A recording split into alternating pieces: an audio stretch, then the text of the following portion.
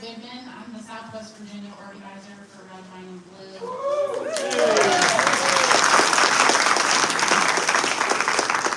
Social Circle is one of Red, Wine, and Blue's Trouble Nation groups, so I've been so lucky to get to know Richard these last few months. What's the dynamo of this event? I think it's going to be really fun. So we are here today to talk about three basic things. You can hear me? No. Better? Yes. Okay, thank you. So, every day since November, my phone has been ringing off the hook with people asking me, what can I do? What are we going to do? What do we do now? Okay, so we want to talk about what we can do right now. We want to talk about what we're going to do between now and the election in November for the rest of 2025. And then we're also going to talk some about moving forward in 2026. So we're going to try to cover a lot. So hopefully we can also entertain you some, but also hopefully you can be patient with us. We have a lot of data to discuss. And if you don't, we're not going to be taking questions from the audience, today. But if you want to talk with the candidates or some of the people who are going to speak, they have tables after. We're planning on having at least a half hour for, talking about what they're doing, getting more information, etc. So. Yes, all of these groups that have brought information for you, I know would appreciate if you want to come up afterwards. We have plenty of time. Can't hear you anymore. Oh goodness, I'm going to have to stand right up against it. All right, thank you though for you let me know. Raise your hand if I'm okay. All right. So first. Today, our first speaker is a man we all know and love, Roanoke City's Mayor, Joe Cock.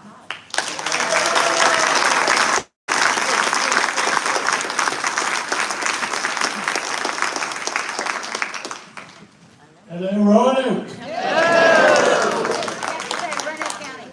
Hello. Welcome to the Roanoke City Extension. So it is great to be with you all tonight. What an exciting and extraordinary turnout. Give yourselves a big hand.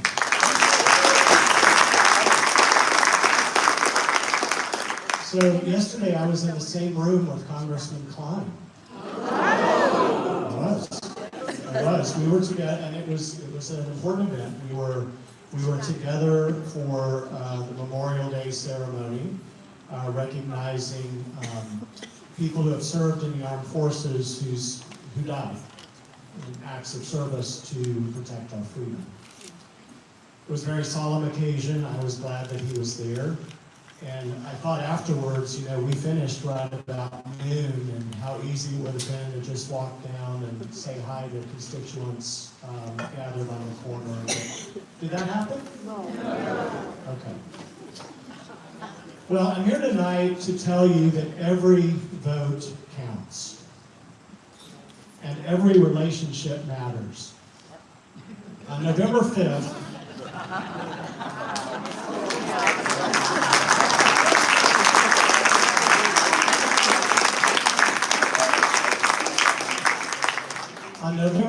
it was a very busy day. A lot of people voted. I went to a watch party that night that I had set up, that I was hosting, and I had every intention of it being a grand celebration. I wanted it to be a celebration across the board. That didn't happen. And as the last precinct remained to be posted, I looked at that precinct and I looked, okay, that's a Republican-leaning precinct in the city. Hopefully it won't be the margin that I think it could be. Well, the votes came in, and at the end of that night, November 5th, I was down by 19 votes. But I was still feeling optimistic because there were 1,600 votes that had yet to be counted.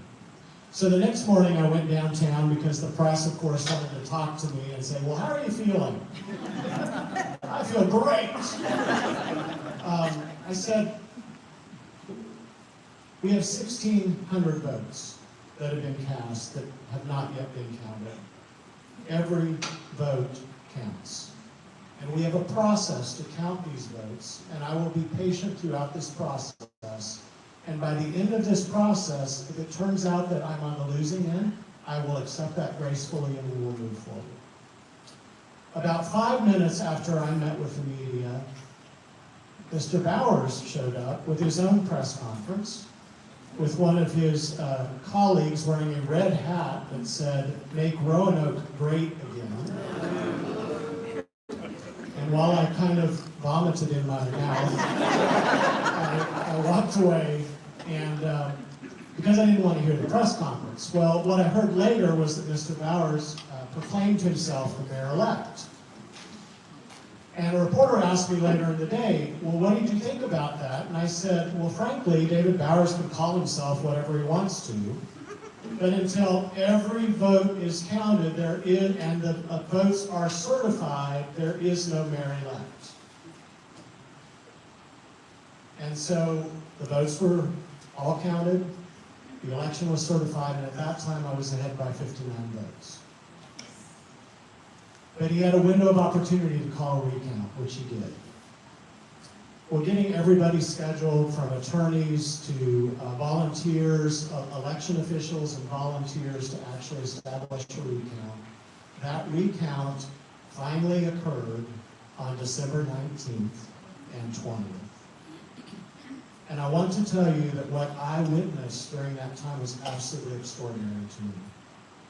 It reminded me how important the jobs of election officers are, how important the jobs of precinct captains are, precinct pullers that actually show up to work in the elections, and this notion that he implied that not everything was above board in the election process was absolutely bogus. He was following the Trumpian line, which was so disappointing to me, of a mayor who had previously served 16 years for our city.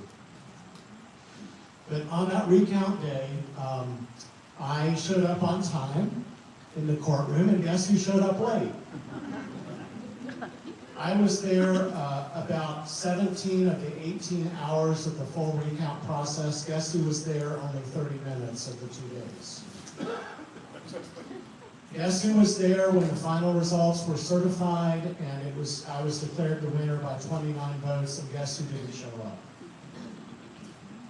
I shook his attorney's hand, but he was nowhere to be found.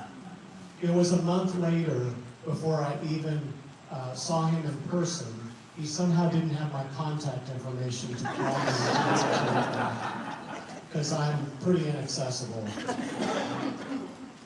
But watching the election officers, watching the volunteers, who in many cases gave up work for their previously scheduled days to be there for 18 hours over 2 days, reminded me that we not only have an authentic and safe and secure voting process, but the elections are run smoothly, they're run fairly, because citizens who believe in the power of democracy show up to be officers to make sure the elections are run faithfully and with integrity, and results matter. So what I want to say to you all tonight, your being here tonight is democracy at work.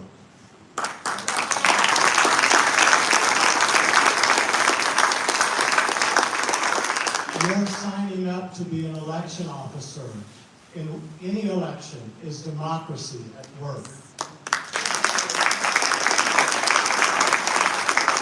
You're volunteering to be a precinct captain. You're volunteering to show up at the polls and help people discern who they need to vote for. You're being a part of campaigns. We have a lot of people here tonight who are running for office. You're being willing to run for public office is democracy at work.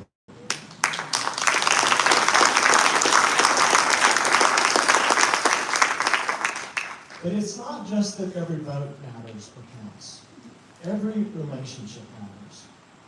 We are starting to see people who voted for Donald Trump. I had somebody say to me, "Yeah, I voted for Donald Trump for president and Joe Cobb for mayor." And after my head stopped spinning, I said, "This is the reality. This is the reality of the world we live in. And the person I was talking to is absolutely sane, thoughtful. They really are. Good person. But we have differences of opinion and perspectives. So in order to make sure that every vote counts, we need to remember that every relationship matters. And as people are starting to see the reality of this federal administration and the repercussions of it for us locally, they're starting to think differently. And so I encourage us all to continue to be in relationship with people who may be changing their minds. Listen to them.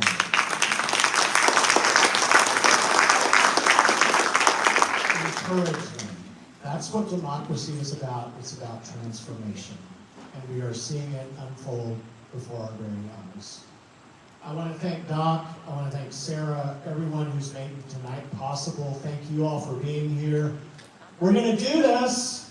We're going to get our country back, and we're starting here locally by doing what we can every day, every moment we have, to make sure that every relationship matters and that every vote counts. Thank you all for being here tonight.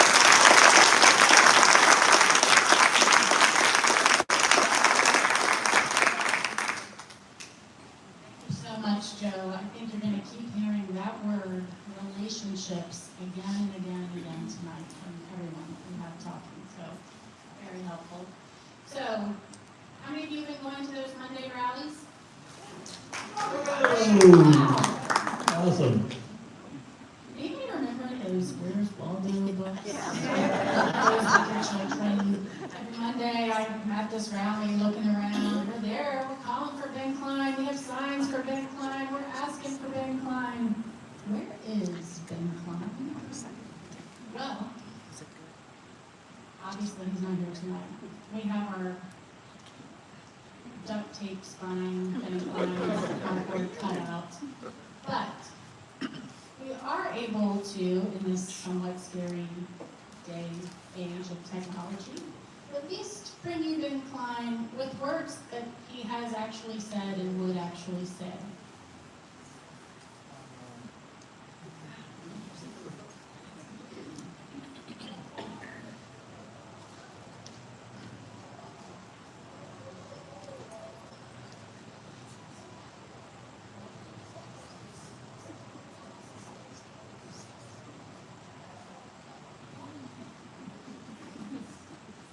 Since February 24th, many of us have gathered every Monday at noon outside Representative Ben Cline's Roanoke office, asking for a town hall.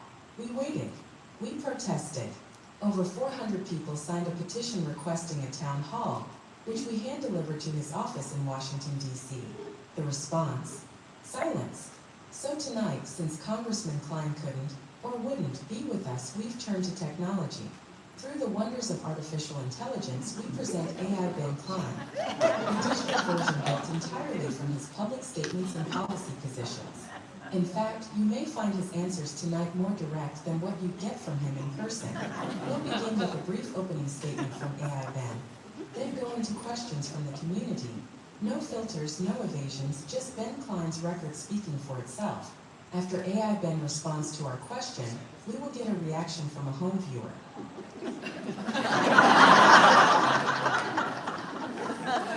Look, I'm not here tonight because, let's be honest, these so-called town halls aren't really about conversation. They're ambushes. I've seen the signs, the shouting, the social media posts. I'm not interested in being a punching bag for a room full of angry activists, many of whom don't even represent the values of this district. So instead, you get me. I may be artificial, but I'll give you straight answers, based on Ben Cline's actual record. Let's get this over with. If you don't like the answers, well, that's what elections are for.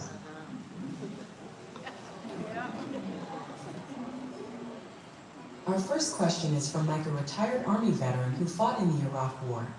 He wants to know if you support Trump's threat to pull out of NATO and abandon Ukraine? President Trump is absolutely right to put NATO and Ukraine on notice. I fully support policies that stop endless foreign handouts and focus on America's interests first. Europe must carry its own weight. Ukraine is not our blank check. It's about time someone reminded these countries that American taxpayers aren't their personal piggy bank.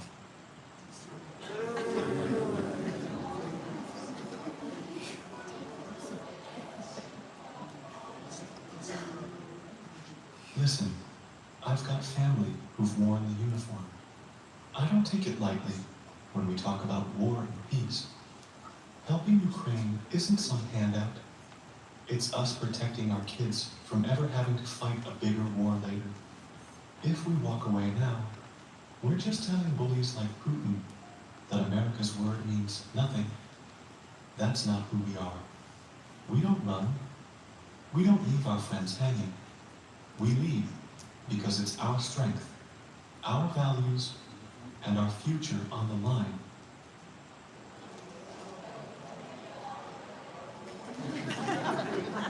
The next question is from Martha. She is widowed and lives on a fixed income. She wants to know, why is your party pushing for cuts to Medicaid while also proposing more tax cuts for billionaires? How do you justify that to families like hers who depend on Medicaid to care for loved ones? Our goal is to reform Medicaid so it works better for those who truly need it, like seniors, the disabled, and children, not to take it away. We support work requirements for able-bodied adults and accountability to reduce fraud. As for taxes, lowering rates helps businesses grow, create jobs, and raise wages. That helps working families more than a bloated system that's not delivering results.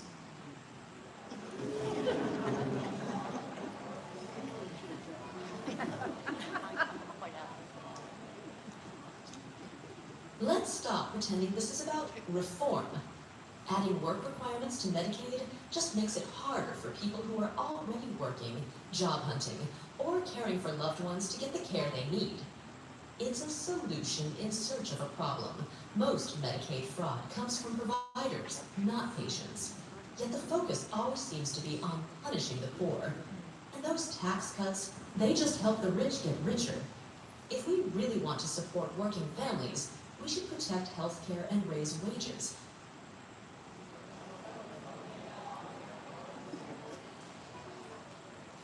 This question comes from Patrick, a small business owner, who asks, do you actually support the Trump-era tariffs? Because from where he stands, prices didn't go down, they went up. It hit his bottom line hard. So he wants to know, how exactly did those tariffs help folks like him, instead of just making everything more expensive? I understand the concerns about price increases.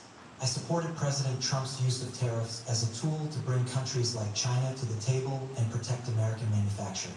While there were short-term costs, the goal was to secure better trade deals and reduce our reliance on unfair foreign practices. Long-term, that helps level the playing field for American businesses.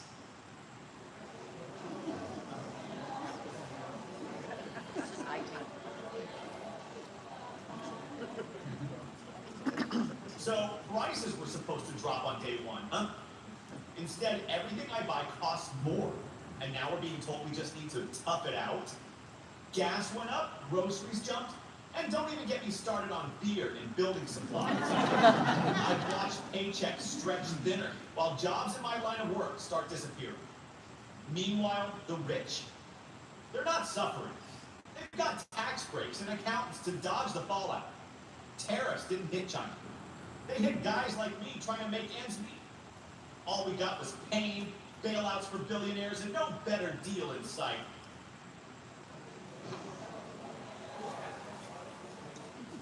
Our next question is on the minds of many legal immigrants who came to our country seeking asylum.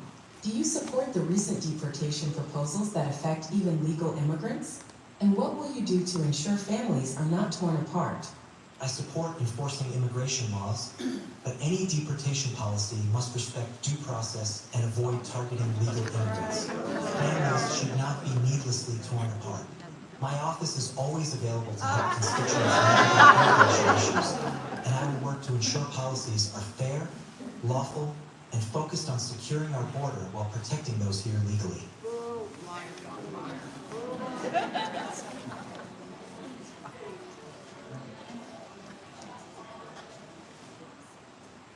I am here legally on a student visa, but that doesn't mean I feel safe. Even seen classmates and neighbors, also here legally, snatched off the streets, detained without cause, and deported to prison like camps in countries they barely know. Familias are torn apart. Rights are ignored. When you say you support fair immigration but back these policies, it feels like a threat, not a promise. We're living in fear. If you truly care about the law and about families, fix the system. Don't keep breaking people with it.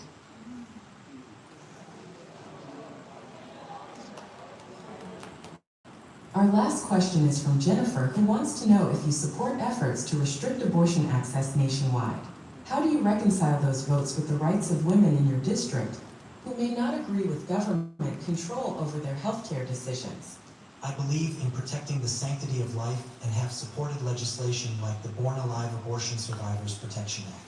While I understand not everyone agrees, I think we must defend the most vulnerable. I also believe states should have a strong role in setting abortion laws, reflecting the values of their citizens. My votes reflect a commitment to life and constitutional principles.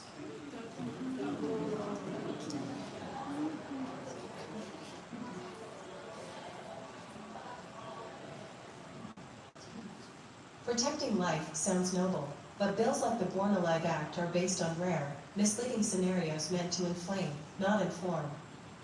Doctors are already required to provide care in those cases. This isn't about protecting life, it's about shaming women and criminalizing doctors. And saying states should decide, then voting for federal restrictions, is just talking out of both sides. If you really respected life, you'd fight for healthcare, childcare, and maternal support, not just control over women's bodies.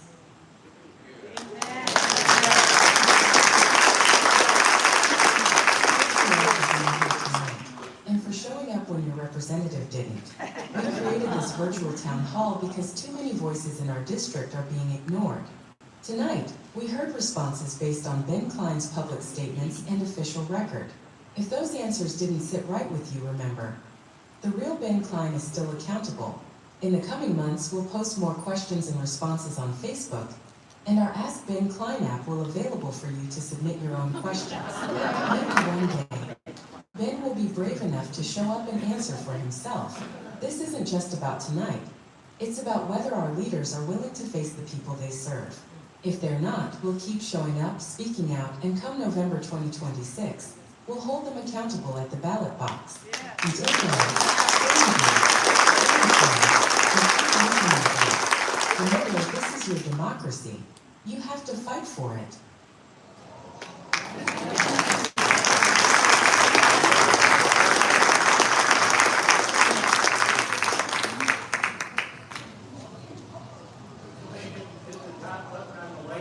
Somebody hit the top button on the light switch, the white top one. There you go.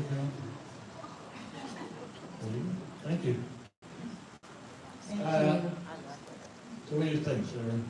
When I first saw that video Richard made, I was afraid that that moderator was modeled to look like me with my little hair color.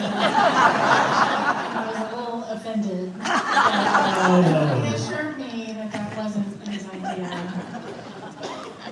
But yeah, so, we have been calling, emailing, showing up at Ben Cline's office, protesting, and when we can, getting the limited appointments that he makes available, to speak with his staff primarily, not him. Same with Morgan Griffith. So, do you think these guys are ever going to change their minds and hear our concerns? So the only thing we can do is, as Trump would say, is fire him, right? Fire him in 26.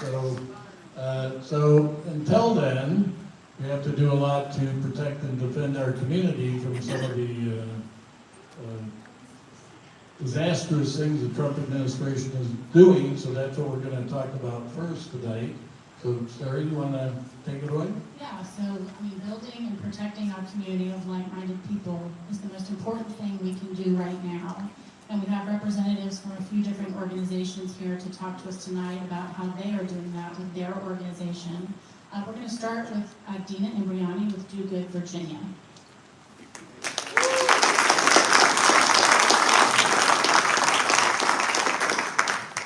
Hi everyone, as you know, I'm Dina Imbriani with Do Good Virginia. I am, however, not standing up here alone. commitment of incredible people like Beth Macy, Liva Wolf, Meredith Roller, and Susan Herndon Powell. So we thank you for this time to talk to you today. Question for you. What do you get when you cross the flapping wing of a butterfly with Roanokers? A whole lot of positive change, and I'll explain that in just a minute. So, like many of you, I spent the night of November 5th, 2024, watching the election results roll in with horror, disbelief, and despair. I sat in silence, I hid under the covers, I drank too much wine, I cried, I texted with friends, and we all asked the same question, like, Sarah, what do we do now? Also, like Sarah, this is not my natural hair color. In case you were wondering. But one thing that I've learned in life is action is the antidote to despair. I knew I had to do something, but what and how? Then I thought of someone I know, Sam Missoula. And I'd love to tell you all the reasons I think he's amazing, but I only have a couple minutes, so catch me later and I'll fill you in on the story. But I called Sam and said, what can I do? And he asked, what worries you? And I said, all of it, Sam. I'm worried about every vulnerable, marginalized person in our community. His advice, keep it local. You can't take on Trump, but you can help our community gather people, learn what's needed, and support the organizations already doing the work. So that felt right to me, and that felt doable. And I know some amazing people, and as it turns out, amazing people know more amazing people. So just look around this room, you're one of them. But since our first meeting in December, Do Good Virginia has grown to nearly 500 members. We've partnered with nonprofits and advocacy groups, amplified voices, and taken action. We've learned that 1 in 4 kids in Roanoke go to school hungry, so we've collected thousands of pounds of food for local pantries. A child who's hungry can't learn, and a child who can't learn can't grow. We've learned that 1 in 3 families in Roanoke and 2 out of 3 in Southwest Virginia can't afford diapers. So the Do Good Virginia community donated nearly $2,000 worth of diapers and baby supplies to support the work of Jacqueline Menziano, founder of Huddle Up Moms. If a mother can't provide diapers for her baby can't attend daycare. And if she can't access daycare, she can't work and feed her family. We've helped immigrants working through the citizenship process by funding transportation expenses through the advocacy work of Joyce Westford Donaldson. We've supported literacy and tutoring efforts with Salam with literacy because access to opportunity starts with language. We're carrying Narcan and learn to administer it thanks to Danny Clausen and the Virginia Harm Reduction Coalition because overdoses are rising and lives are at stake. And most importantly, we've reminded people that they are not alone. But just in today, we're partnering with Bethany Lackey, co-founder of the Roanoke Refugee Partnership and a tree planted collective to support the creation of a rapid response team. This volunteer team will step in when families experience the detention of a loved one due to immigration issues. So volunteers will help by assembling care packages, organizing essential supplies, and delivering them to families as they show tangible support for our community. Also in today, a group of dedicated teachers from Patrick Henry High School are rallying around 3 immigrant students who have just graduated and are heading to college. These young people still need laptops, clothing, and basic school and hygiene supplies. So if either of these speak to you, please visit the sign-up table to get involved. But this is the butterfly effect. Small local actions like the flap of a butterfly's wing will create ripples that grow into waves of change. And we are countering the chaos and cruelty from Washington with compassion and courage right here at home. Please join us Sunday at a few Old Goats Brewery from January 1st from 1 to 5. Bring a non-perishable food item or hygiene supplies or diapers to support our local families. And the brewery is also going to donate $1 for every pint poured. So bring a designated driver. Let's drink lots of beer. I invite you to join us, find your passion to do good, because together we are turning despair into action and action into impact. So thank you, and let's keep doing good together.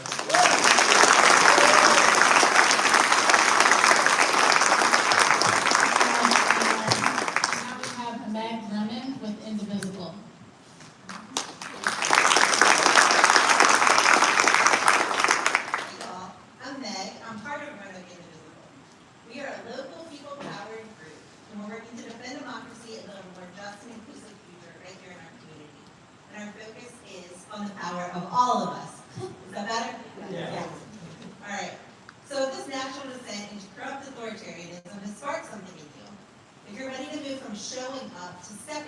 We would love to have you join us.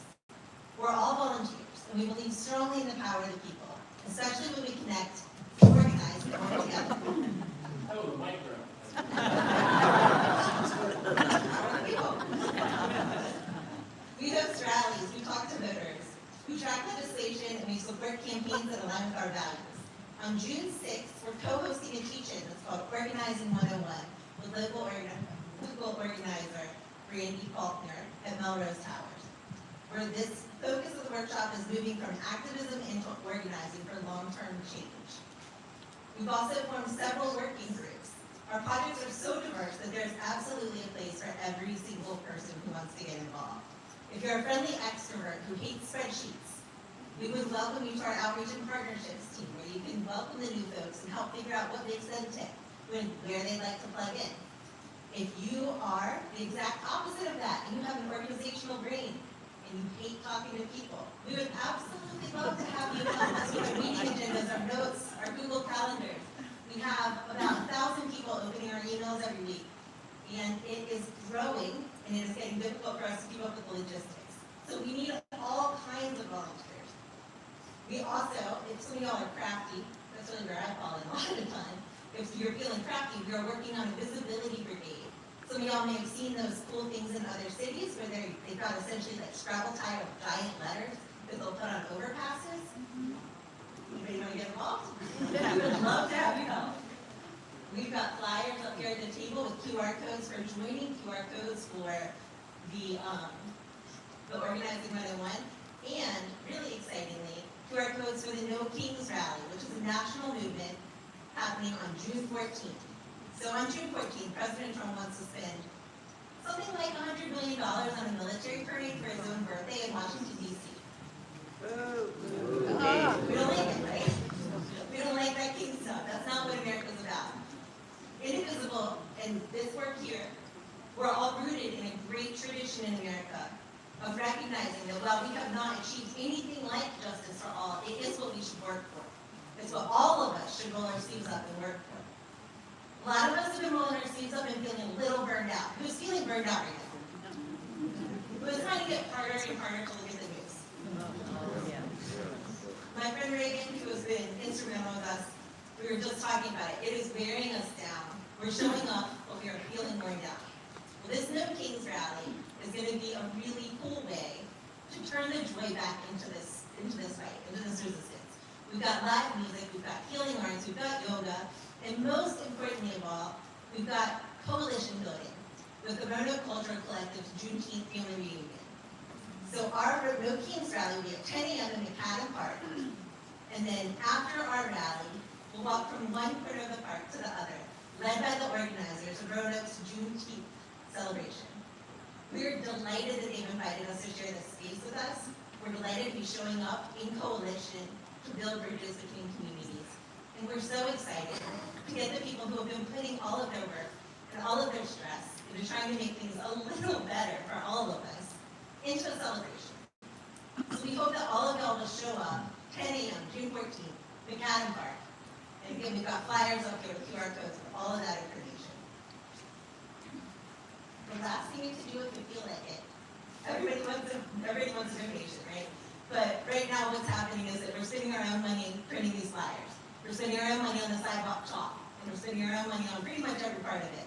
So if anybody feels like throwing in for the water bottles that we'll have on hand to make sure that people don't overheat at our rallies, or to help us defray the cost of the flyers, we've got a QR code for that as well. All right, thank you so much.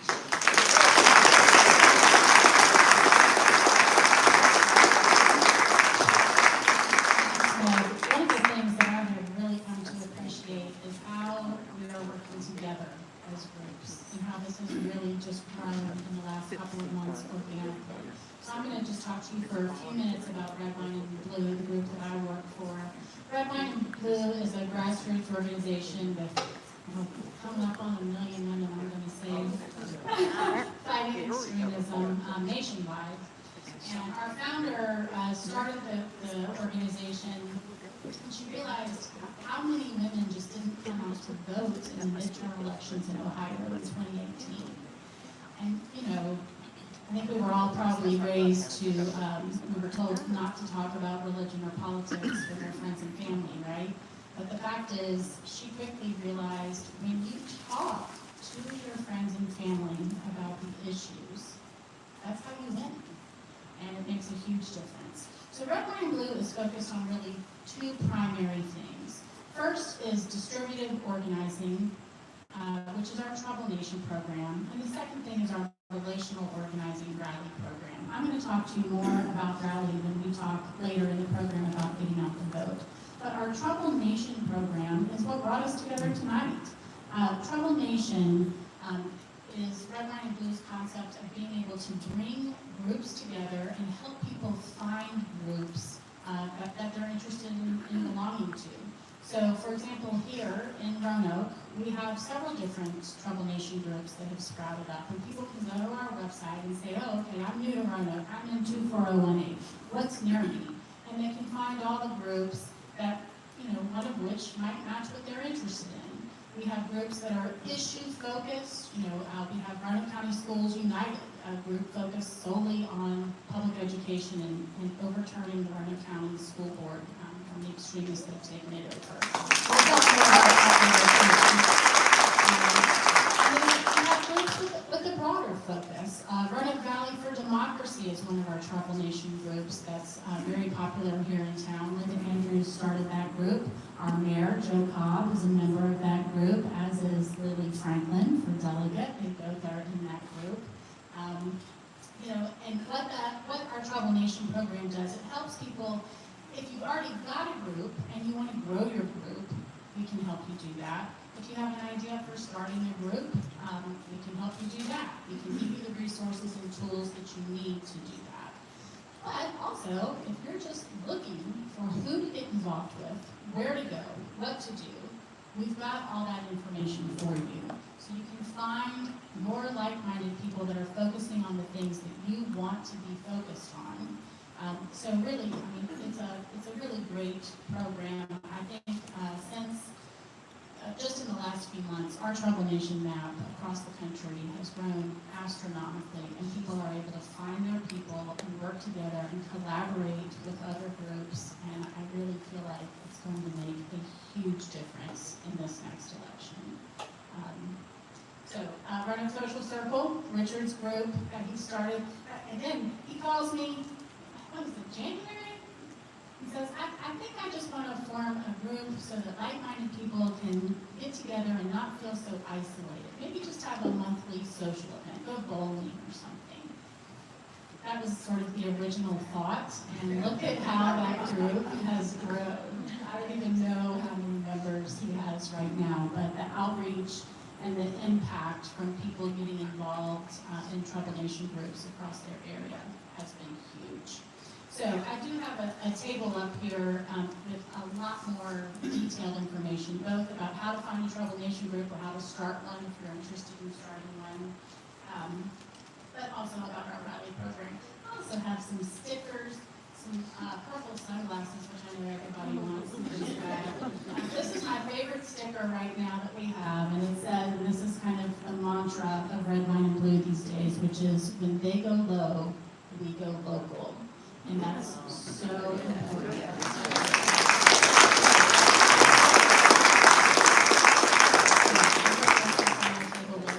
And we can talk more about how you can get involved with Red, White, and Blue.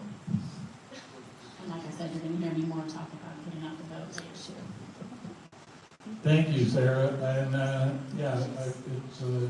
I had not heard of Red, White, and Blue until we came here, and then I ran across the group, and I said, that sounds exactly what we want to do, so that's great. And thank you for all being part of our group. So we're going to move on and really talk about, kind of talk about things you can do now, groups you can get involved in, how you can help protect your like-minded friends and neighbors.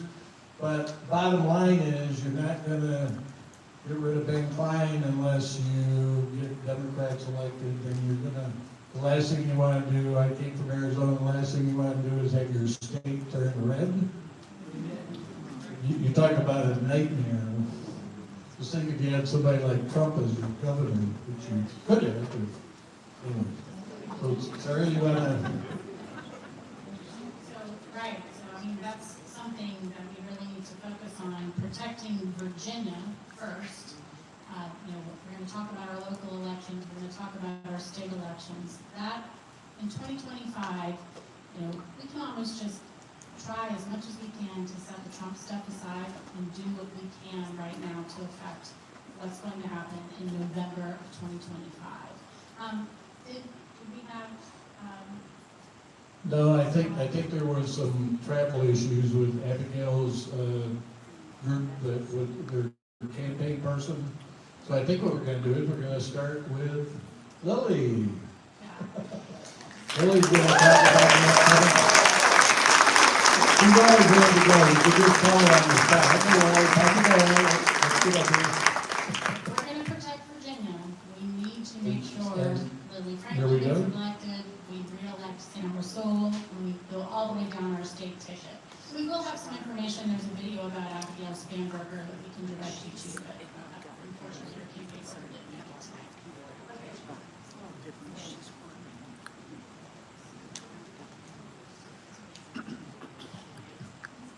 Everything's so much easier. Can y'all hear me in the back? Everybody got me? Cool. Okay, well, I'll be brief. I am not Senator Zoll, although I work for the campaign. My name is Steve Rodriguez, campaign manager. Like I said, I'll be brief. The message we kind of want to put out to everybody is kind of what you've heard here. I mean, there are so many points of opportunity to get involved, right? Since I've been on the ground here in Roanoke, I've kind of been mulling over the idea of energy to activism, and this room, I think, embodies that, right? We have a ton of energy here. I can feel it. My face still hurts and smiling at all you guys as I'm signing you all in today. But now we need to turn that to real activism, right? Knocking on doors, making phone calls. I'll make the unforgivable acts, donations. We have a deadline coming up here, June 5th, for fundraising. Some information in the back on that. But truly, let's channel this energy. Let's capture it. And let's put it to good work. I mean, and lack of a better term, which I believe I learned from some of the ladies up here. Let's make some big trouble with what we have here in the room today. So, right now, I'll do it against myself. However, we can turn it over to someone that you guys probably do want to hear from. Miss Lily Franklin, who's running for delegate in District 41.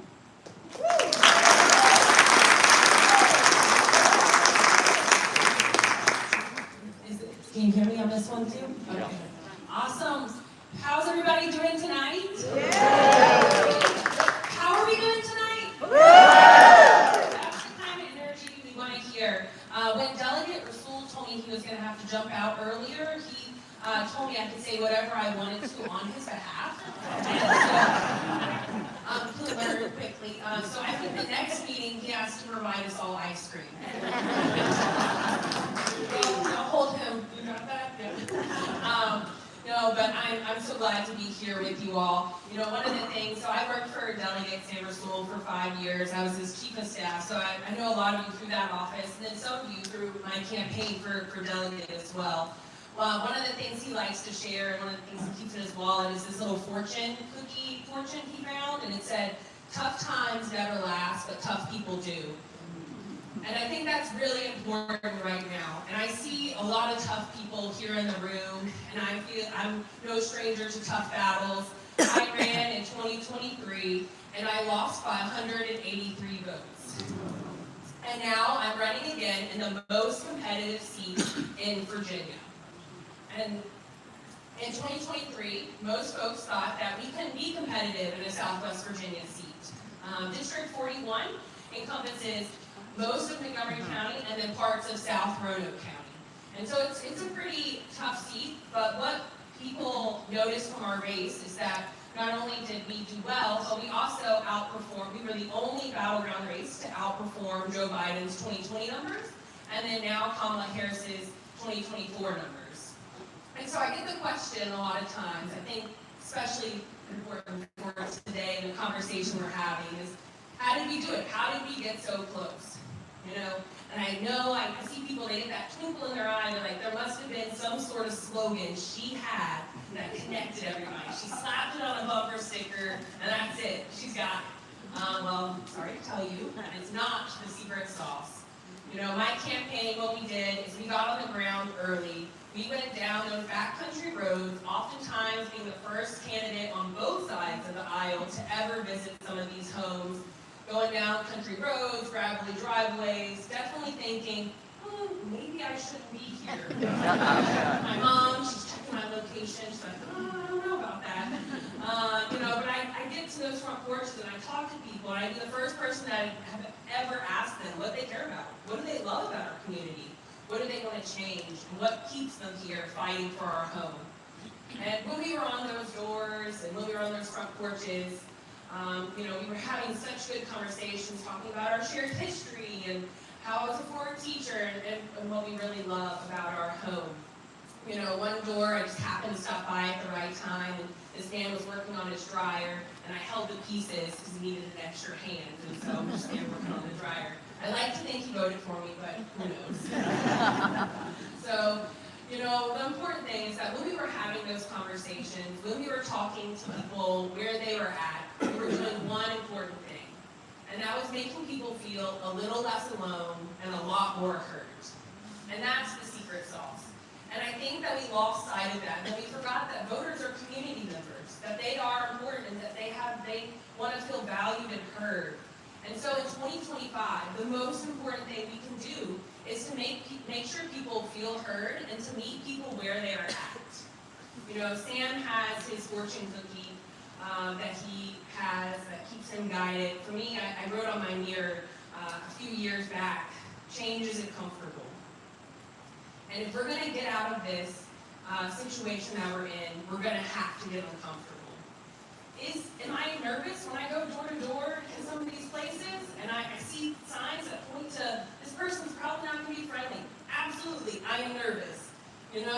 But at the end of the day, we have to do the hard work to reconnect with people. There are a lot of people all across the voter spectrum that just want to be heard.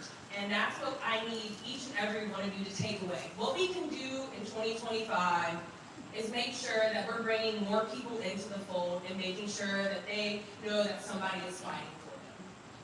Because in 2025, the rest of the nation might have a void of what they need to be doing this year, not sure, fighting back. But in Virginia, we have a mission.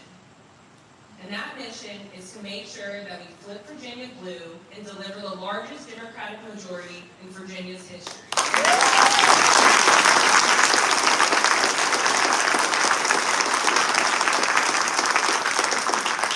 going to do that by doing two things. And that's getting out there, lacing up our shoes, and joining me on the campaign trail, or San Rasul, or a candidate for House District 40. This whole region, we have tough seats. And we need each and every one of you to lace up your shoes, and let's do the work. And we're going to flip this seat, and we're going to flip Virginia blue. Thank you all.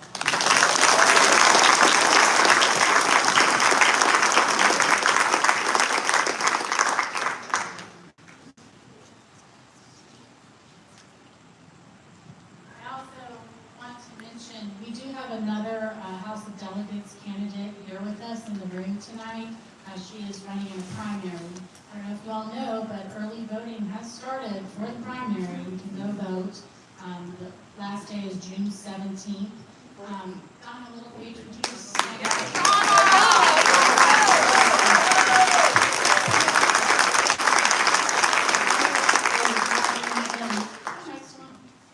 Donna's running in the 40th district, and the lines got redrawn recently, and it's a little bit crazy, so you might want to check and make sure. You might think that Sam is your representative, and you might not be. It could be Donna now. But, give that a look. She's got a website. She has a Facebook page. A lot of good information out there. So just wanted to make sure I mentioned that. Okay, our next speakers are running for Roanoke County School Board, and it's another thing we want to flip, right? If we're gonna do it, flip the school board, and Dr. Young will talk about it. I knew I was going to be too short for this one. My name is Mr. Schosker. I'm really excited to be here with you. It is so nice to actually look at faces who are excited to hear from me versus the 5 school board members who maybe are not. I am running for the Holland seat of the Roanoke County School Board. I have 2 students in Roanoke County Schools, one at Northside Middle, one at Mountain View Elementary. I've been an active school volunteer for the past 7 years, PTA board member for 5, and 4 years ago, I became a founding member of Roanoke County Parents for a Common Sense School Board. We saw some concerning things happening, and we thought, nope, not for us. And so I've been at countless meetings ever since then, which is where I met Ryan, and we've just been speaking to them. I'm also a preschool teacher at a preschool in Collins. My husband is a social worker at Catawba Hospital, so we're a kid-first, mental health matters family. Running in these capacities, I've had a front row seat to seeing this culture of mistrust that's developed in our schools. I did have to write down, I have a huge list, I tried to shorten it to keep it brief. The actions, including but certainly not limited to, passing policies that lack transparency and professional oversight, banning books from school libraries, removing classroom decor, micromanaging the topics that our educators are allowed to discuss, eliminating the opportunity to gather critical information about marginalized students through the Youth Risk Behavior Survey, and on and on. These are things that are happening in Roanoke County Public Schools. And it's created an untenable learning environment for our students, and it's increased turnover for our teachers, and it's just got up.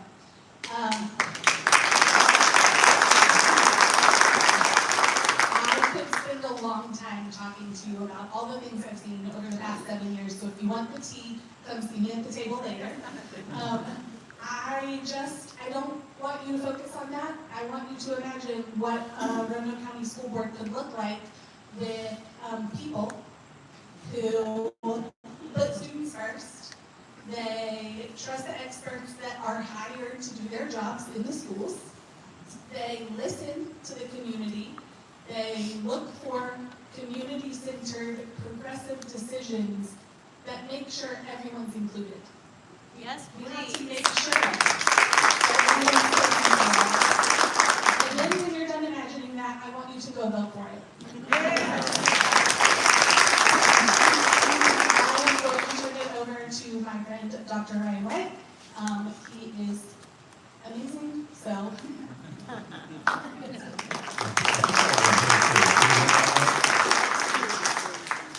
So thank you, Winter.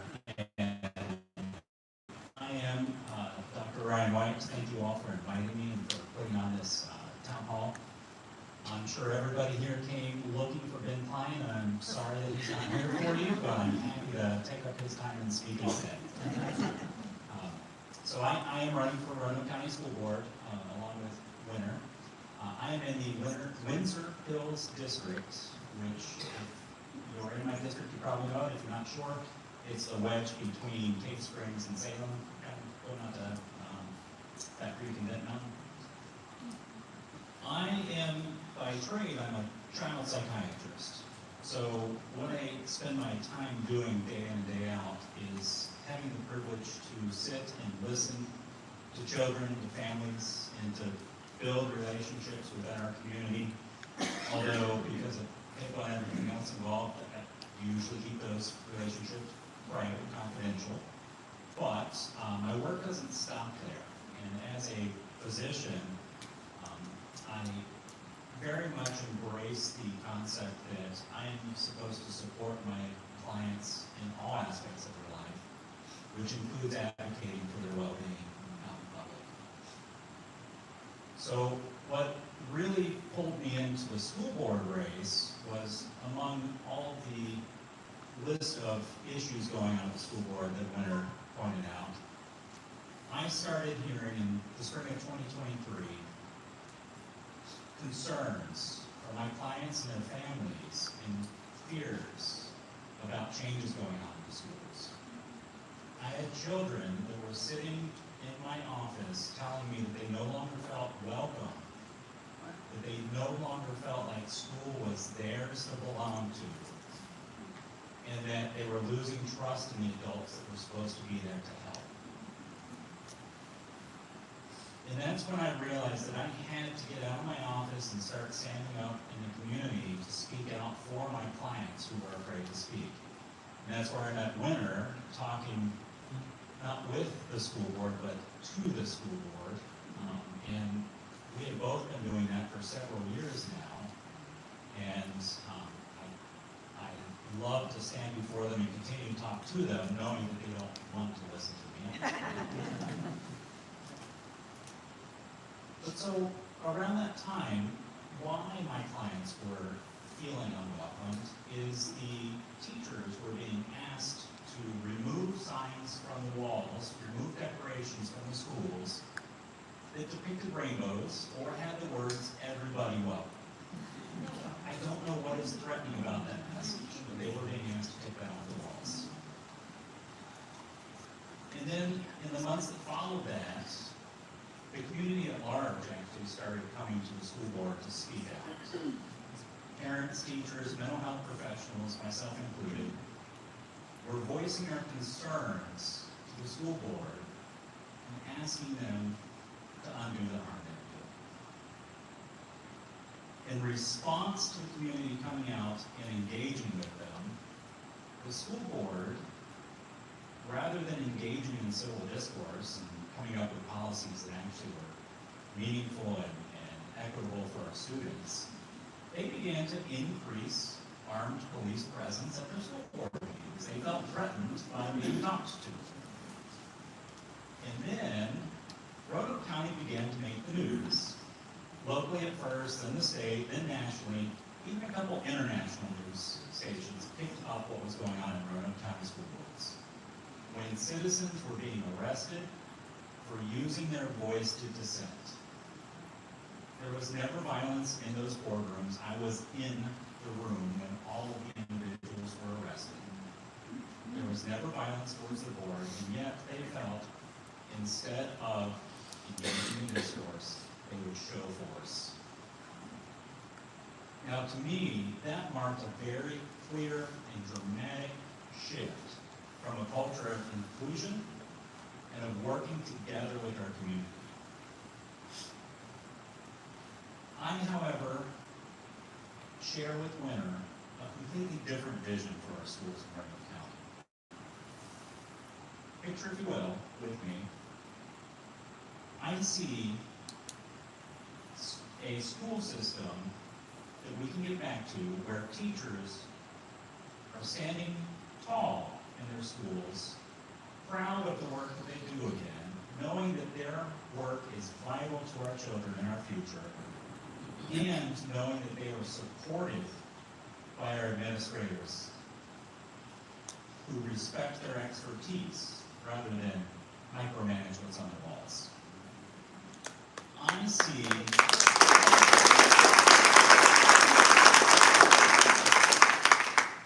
I also see classrooms, hallways, schools that are filled with rainbows again, and signs welcoming our students where they feel safe and heard.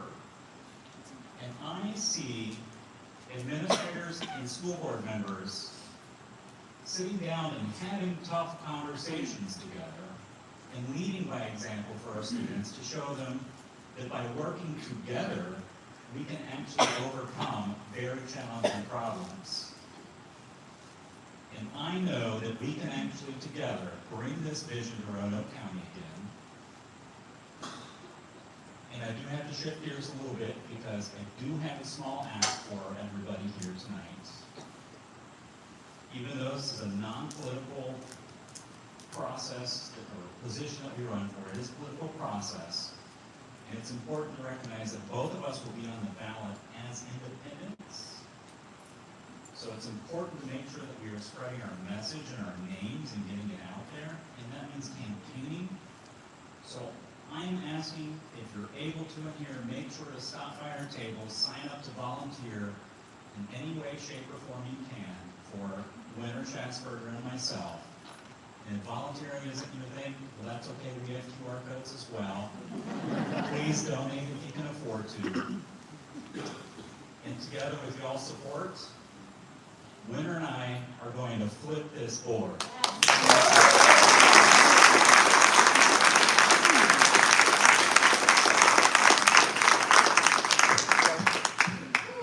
I'm supposed to say some things, and I'm feeling pretty emotional after that. I left Roanoke County Schools as an English teacher in 23. And I'm so grateful that they've stepped up to mine.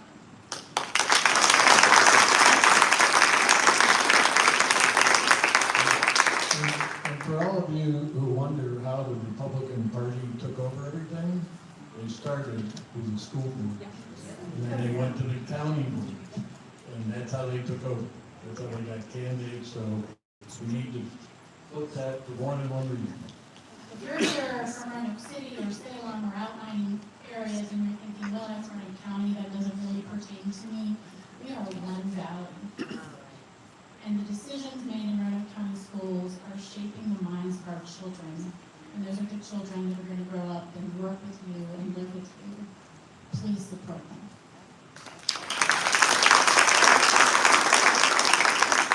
Okay, it's on to the next year. We've conquered 2025 and all our Democratic candidates have been elected. Now it's on to 2026. And the only way we can stop Trump is by taking back the House. And literally, you think about this. Think about if the Republicans didn't have the House right now. There would be no budget, no big beautiful bills, right?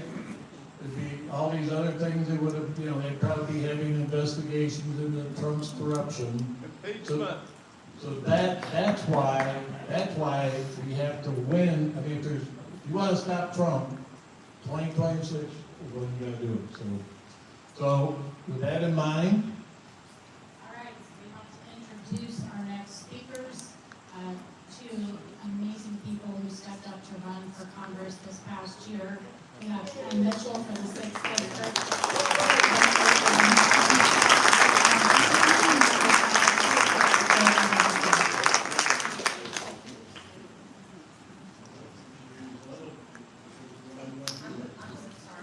We already talked about this.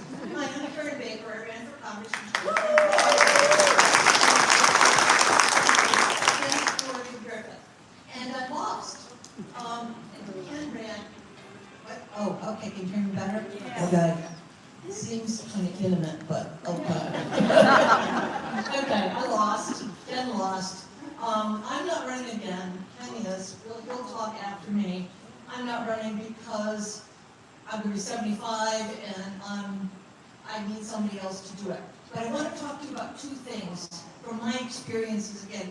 I know from my experiences as a candidate. The first one is, and it's really important for all of you in all of your interactions on the local level, on the state level, with your community, and this is that we as Democrats in Southwest Virginia, we're still fighting Hillary Clinton's basket of deplorables remarks from 2016. Be very aware of that. I've had people tell me, oh, well, they aren't deplorables. And I go, no, these are the people of our community, and these are good people, and just like others have said, they're good people. So we cannot have a message that is elitist. Trump right now is going against Harvard University, and there's a lot of support for that because that's the elitist university. And it plays to people's chip on their shoulder, their sense of lack of understanding, the lack of listening that's been given to the poor, the effort that we all just don't think about them. So in everything you do, be respectful. Always be respectful of everyone you meet. And this goes to the signs that you hold up at demonstrations. It's not a good idea to say things like, fuck the scum. I've seen that poster. It is not a good idea. Be respectful, be issue-oriented. Don't attack people. Because your neighbors, a lot of them don't know. It's very hard in Southwest Virginia to get news. There's, Lee newspapers, they don't tell you much. the news, it was so difficult to get any kind of news coverage for our campaigns because the news outlets don't. So a lot of people, and in fact, there's large areas of my district where you can't even get NPR. It just disappears. So you have to realize that people don't know. But on the way here tonight, there were interviews with people that heard that there were Medicaid cuts, but it was only for waste, fraud, and abuse. So it's not going to hurt anyone, and that's what they're hearing. So please always be respectful, and in your signs and everything. The second thing I want to talk to you about is that this relates to being respectful. We are all servants of our democracy. I ran for Congress because I wanted to be a servant for the people. And in fact, last year, Tim Kaine talked about how all the Democrats running for Congress were all people who had served their country. Ken served in the military, I served 30 years in the federal government. We were, all of us, servants of the people. We were not billionaires, we were not real estate developers, although they can serve the people, that's true. But we were all servants, and I think that each one of you is a servant to the cause of a return to democracy. So see yourself in a humble way that you want to serve, and that will carry you a long way. Certainly Do Good Virginia has been emphasizing that, and you need to always emphasize that, but be humble and be a servant and help us all to regain our democracy is my message. Now, Ken is a servant, and I've spent my 3 minutes talking about being a servant, and Ken's going to talk about how he's a servant.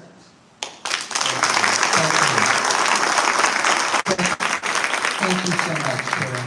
And I just want a big round of applause for Karen and everything she did last year. A tremendous amount of respect she has earned, and I mean, she earned every bit of it.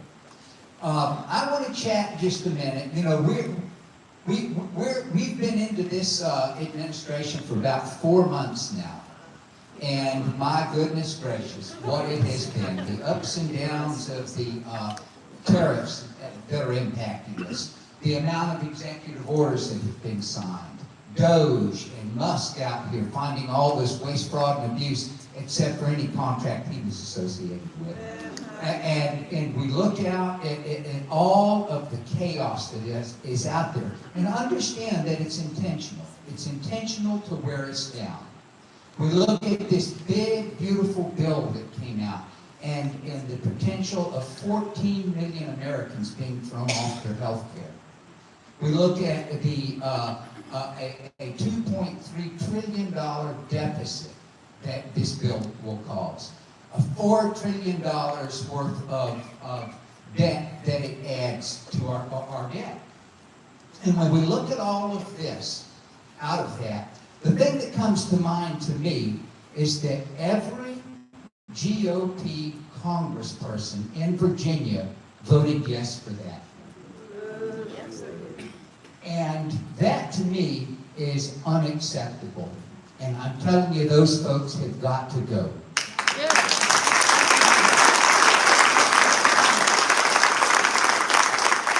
So when we look at this and we say, okay, what do we need? You know, here's Ben. Ben was a little bit aloof during the campaign, trying to get him to do a debate or anything like that. Lord, get over it. It's not happening, right? So he was just as aloof during the campaign as he is now, and I can see his backbone of masking tape. I experienced it, right? And there's some things that, you know, I am running again in 2026 for Congress. I'm going to take it to it. And I just want to point something out. In 2024, 3 days out from the presidential election, right? 3 days out from it, 435 congressional districts in the U.S. Donald Trump comes to Salem, Virginia, where it straddles the 9th and the 6th district. And he did that not because, I want to go visit Virginia. We had Ben Cline and Morgan Griffin running scared. And we took the fight to them. 3 days out, they came down, they organized their low information voters, and they turned out to vote. And we learned from that. We learned from it. But it kind of shows that this is a winnable district. Now, I will tell you the 9th is a harder district because it does not have the amount of urban centers that the 6th district has. Winchester, obviously Roanoke, the largest town west, of Richmond. So there's a lot of support here in the 6th district. But what we've got to do is we've got to turn out the vote, folks. We have got to turn out the votes. The Democrats left a lot of votes on the table. And had we been able to better organize that, we could have won this. So it is incumbent upon us to be engaged in that. So 2025, what I'm going to be doing, and I noted in 2024, a lot of the candidates that were running this year were out in 2024. And they were working on name recognition. We got a tremendous amount of support, and thank you, Roanoke, for the amount of support you did. We won the city of Roanoke. And that was in a large part Mark Lazar and the committee down here, and Chuck Simpson and the unions, and all of that support came together. But it wasn't enough to overcome the counties. And that's what I'm doing in 2025. I'm getting out, building on the name recognition from 2024, and we did extremely well. We did not win, but sometimes winning is not necessary, sometimes losing, you win as well. And that's what we did in 2024. So 2025 is getting out, supporting all of the House delegate candidates. Now, obviously, you've got Sam Razul, very seasoned, very experienced. Lily, running an excellent campaign, and she's going to be your next delegate for District 41. But we've got a lot of newcomers that stepped up in the northern part of the valley, up there in Winchester and Front Royal and in Harrisonburg and Lexington and all of these areas. So I am getting out with them, letting them draft on some of the name recognition that I have, getting out, door knocking with them, and going out and doing the hard work. And what this does, it allows me to get into the rural areas that I did not have the opportunity to get into last year. I'm doing that this year. And then come 2026, I will be out in the urban areas, the rural areas, and just getting out. And one point I want to make that Karen brought up. I don't go out and looking at Democrat, Republican, Independent. I get out looking at friends and neighbors, communities, and getting where they're at, having that discussion. And somewhere in the conversation it comes out, oh, well, I voted Republican. Well, then we have a conversation. We find that common ground that we have, and we build upon that. And we build upon it one conversation at a time. And that's what we're doing. 2026 will come, and in 2025, before I talk about 26, we have the state level candidates. Obviously, Abigail Spanberger for governor, going to be a tremendous governor. I know that lieutenant governor race is tough. 6 well-qualified candidates, and I, like you, bounce back and forth. Oh, this one today, this one tomorrow, but they're all good candidates. And then the attorney general candidates, excellent candidates. So we've got some really good candidates at the state level. So getting them elected, and I think we've got all 100 House delegate positions that are filled this year, and we're running at 100%. So that's a big accomplishment. So that takes me to 2026, and when 2026 comes, we will have Senator Mark Warner on the ballot. And we don't know what the congressional is going to be yet. There may be primaries. We don't know what that's going to look like yet. But I will be running in 2026, and I will be proud to get out and support all of the people in the 6th district. And this is what I want to leave you with. What you need, what you deserve, is a candidate with integrity, who will tell you the truth, because Donald Trump won't tell you the truth, and Ben Cline's too scared to tell you the truth. And I am going to be that candidate. I am going to serve you and represent you with integrity and honesty. And the thing I will do is I will show up. I will have town hall meetings where I can listen to constituents, whether it's friendly or unfriendly, doesn't matter. I will represent everyone in the district. So with that, I hope you will join me as we try to improve the lives of the people of the 6th District, and together we will leave no one behind. Thank you so much.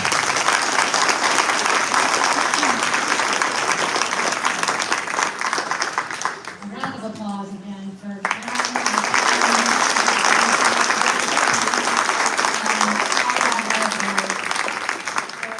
Okay, now, Richard has some data. So we're gonna go through this pretty fast because we're over time. You know, I'm way too optimistic on the time. But are you enjoying yourself? Okay, so you're happy, you're okay to stay for 2 more minutes? Okay. So, as Ken said, the big issue is voter turnout.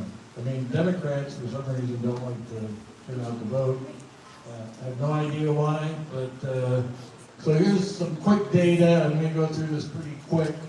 So, you know, you might ask, well, why did Harris lose in 2024? Basically, she lost because there were 7 million people who voted for Biden in 2020 who stayed home, didn't vote for him. Even if you look at the 2 billion that extra 2.5 million that Trump got, that's still 4.5 million people that didn't vote. Had they voted for Harris, well, we probably wouldn't be in the situation we're in right now.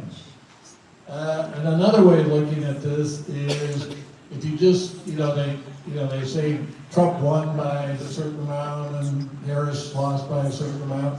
Well, the reality is the people who kind of won in a way were the people that didn't vote. There were 81 million registered voters, 81 million registered voters that didn't vote in the presidential election. I mean, that, so when Ken talks about getting out to vote, and that's the whole thing is, you gotta make sure people vote.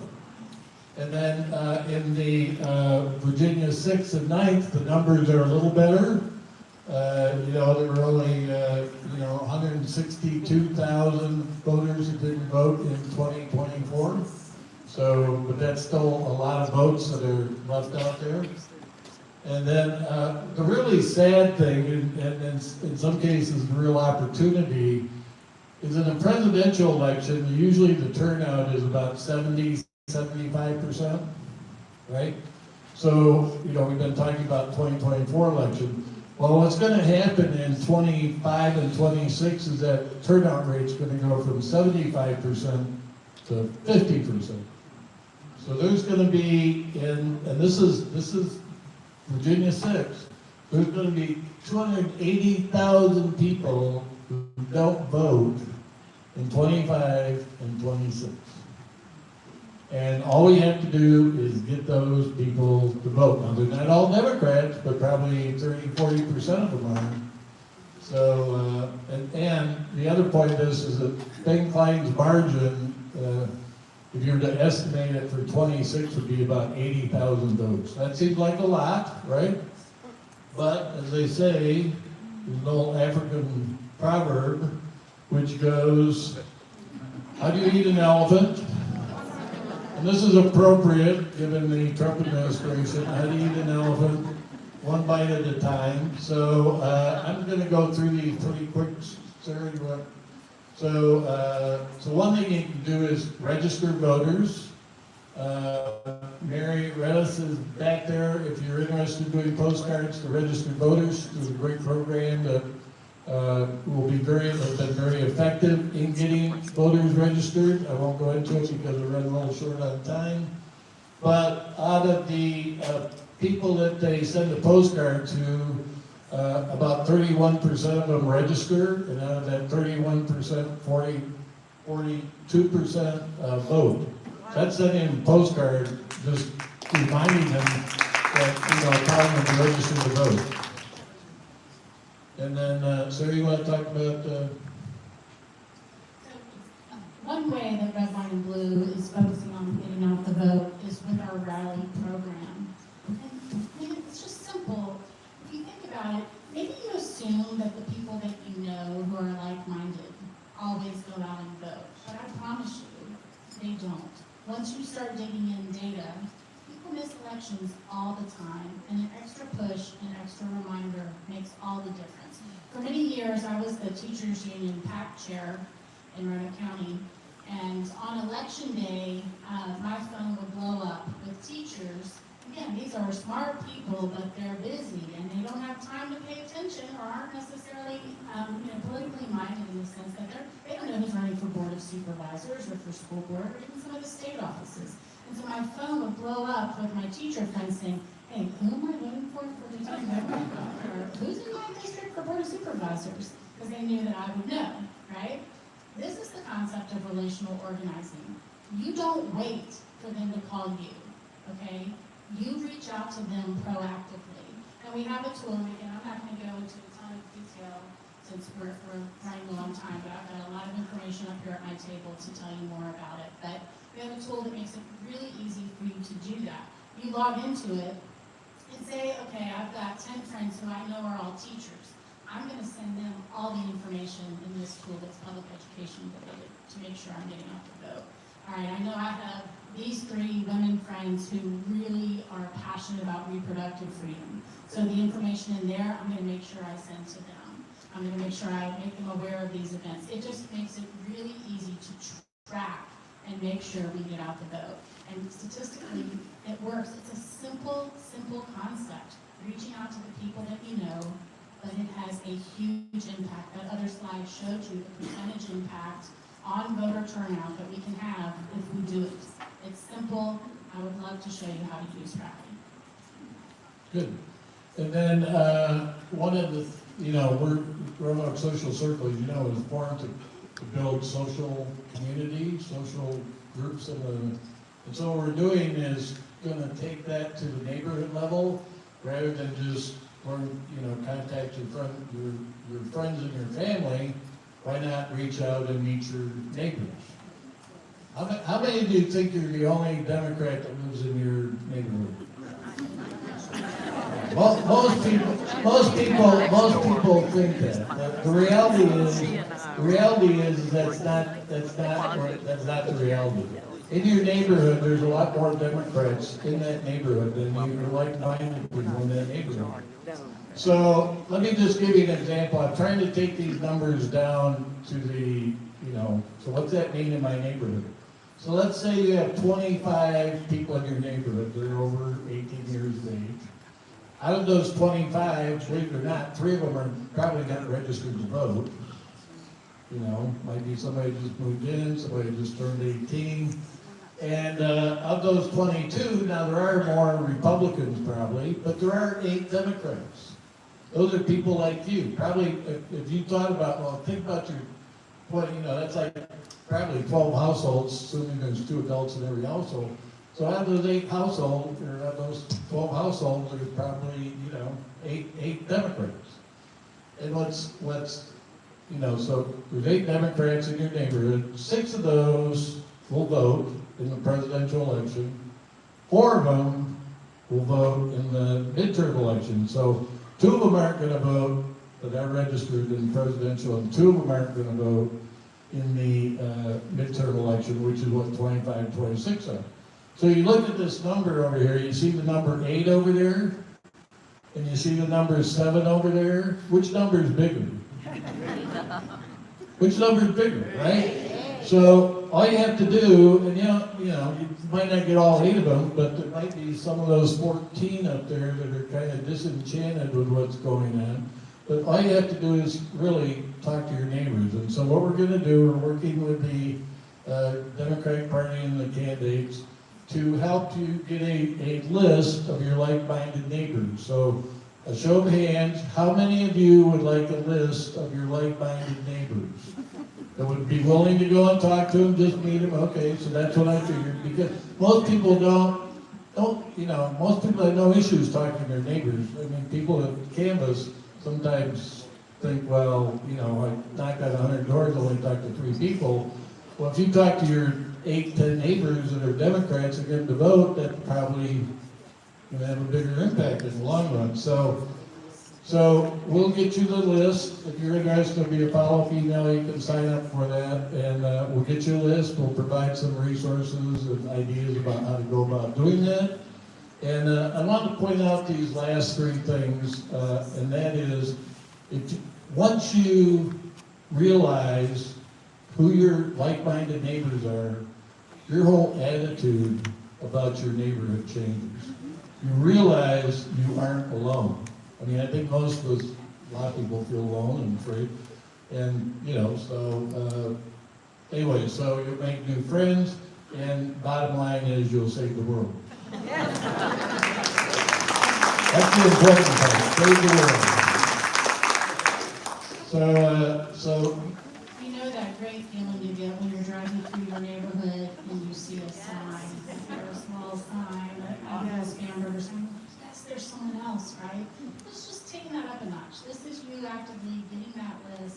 It's not everybody's going to put up a sign, right? So you're going to reach out to them, and maybe then they will. So one thing we want to do, I don't know if you want to take this one, Jim? All right, yes, no, thank you to the candidates, everyone, and thank you all for coming. We are going to try to wrap it up here so that we can have the networking part at the end and let people talk. Talk with your neighbors, help with the campaign, sign up to do something to help other people. It is such an undertaking to run for public office. These people deserve all of our support as much as we can give. Write a check, make a phone call, knock the door.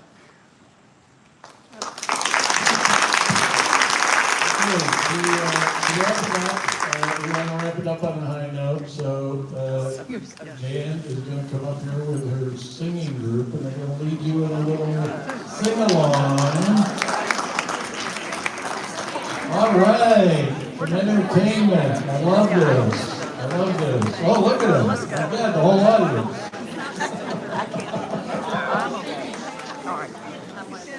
Look at this. Here, I didn't know there were so many.